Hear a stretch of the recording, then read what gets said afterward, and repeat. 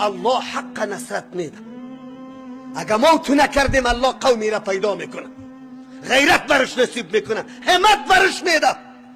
او حراسی نداره و جز از الله متعال.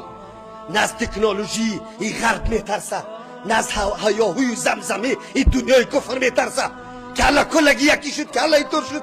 و ملت مومن تو اینطور اسلحه داری که دنیای کفر نداره. اسلحه که تو داری هیچ نظام کفری نداره. او اسلحه ایمان و عقیده است. ایمان و عقیده است که تو را همیشه کامیاب میسازه. تو خواهیم ایمان و عقیده، امروز ایمان و عقیده وجود نداره.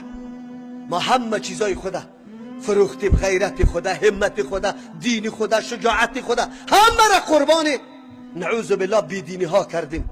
خوش بایستیم تحقق دموکراسی شود. تو لعنتی باز در روز قیامت جواب بگو. روز میرسه انشاءالله.